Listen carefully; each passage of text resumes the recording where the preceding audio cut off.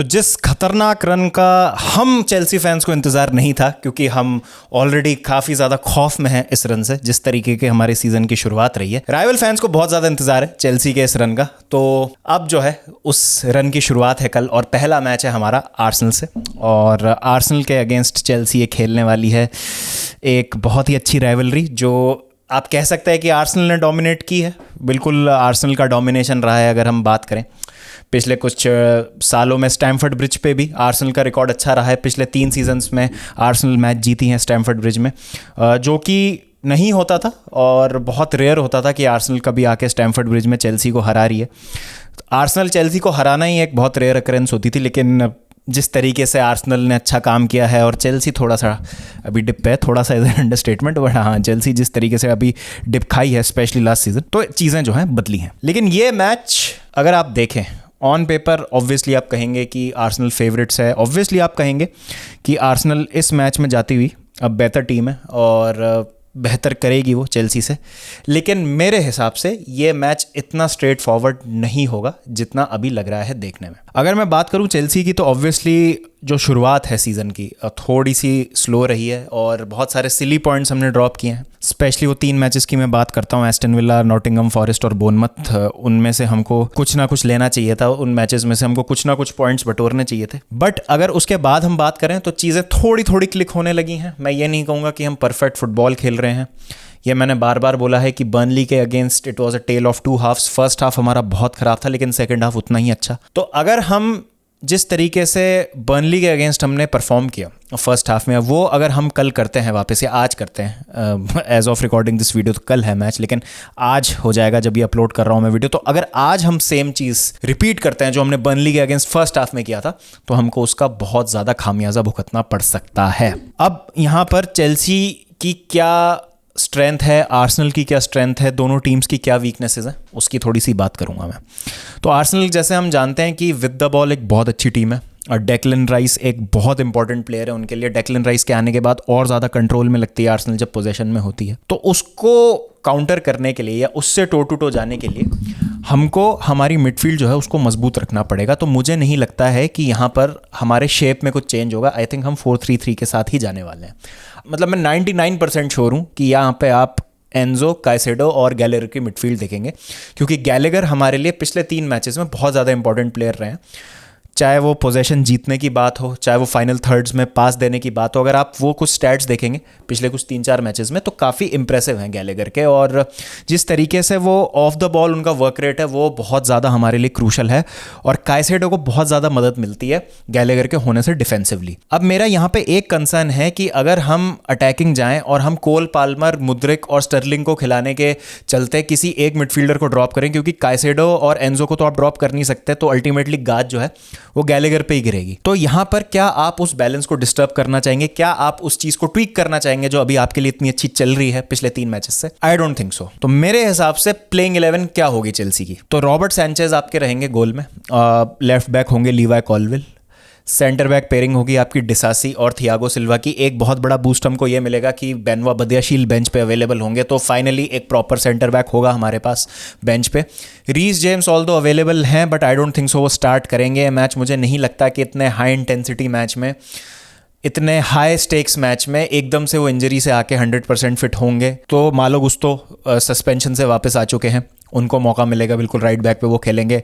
Unlucky कुकुरेया कि उनकी जगह नहीं बन रही टीम में, ऑल्दो उनके पिछले 2-3 मैच अच्छे रहे हैं, बट ये बैकलाइन होगी मेरे अकॉर्डिंग। मिडफील्ड 3 का मैंने आपको बता ही दिया, एंजो, काइसेडो और गैलेगर। और फ्रंट 3 अब इंटरेस्टिंग हो जाता है, बिकॉज बहुत सारे लोग मुद्रिक को स्टार्ट करते हुए देखना चाहते हैं, बहुत सारे लोग स्टर्लिंग को स्टार्ट करते हुए देखना चाहते हैं। Cole Palmer is a very very important player for the team.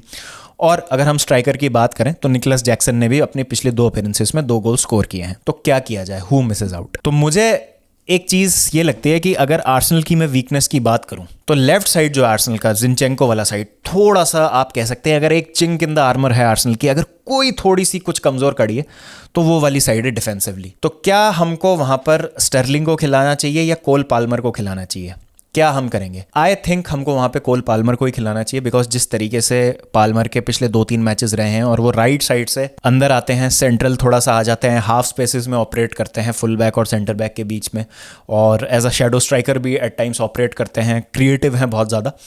तो मुझे लगता है कि हमको कोल पाल्मर को नहीं छेड़ना चाहिए। स्टर्लिंग की जो परफॉर्मेंस रही थी पिछले मैच में, आई थिंक अनफेयर होगा उनको ड्रॉप करना, लेकिन अनफेयर मुद्रिक के साथ भी होगा क्योंकि उनका भी बहुत अच्छा रहा था पिछले मैच में परफॉर्मेंस, और इंटरनेशनल ब्रेक भी उनका अच्छा रहा है। But unfortunately I think Mudryk misses out, and Sterling, Nicolas Jackson और कोल पाल्मर, ये हमारी जो है फ्रंट लाइन होगी। अब यहाँ पर कुछ लोग कहेंगे कि आप गैलेगर को हटा के कोल पाल्मर को नंबर 10 खिला दीजिए जैक्सन के पीछे, राइट पे आप स्टर्लिंग खिला दीजिए, लेफ्ट पे मुद्रिक खिला दीजिए। ये शेप खिलाना पॉसिबल है, काम भी कर सकते हैं, लेकिन मैं ये रिस्क नहीं लूंगा, बिकॉज यहाँ पे गारंटीड है कि आर्सेनल पार्टे, राइस और ओडेगार्ड का मिडफील्ड खिलाएगी, और अगर हम गैलेगर को नहीं खिलाते हैं तो हम डिफेंसिवली बहुत ज़्यादा आउट नंबर हो जाएंगे। और आपको पता है कि विद द बॉल ये जो मिडफील्ड है कितना ज़्यादा अच्छा काम करती है, और एक गैलेगर की कमी जो है हमको बहुत ज़्यादा खलेगी। एक हमारे पास ऐसा बंदा नहीं होगा जो डिसरप्ट कर सके मिडफील्ड को आर्सेनल की, जो उनको हाउंड कर सके कॉन्स्टेंटली, और काइसेडो जो है वो अकेले पड़ जाएंगे डिफेंसिवली।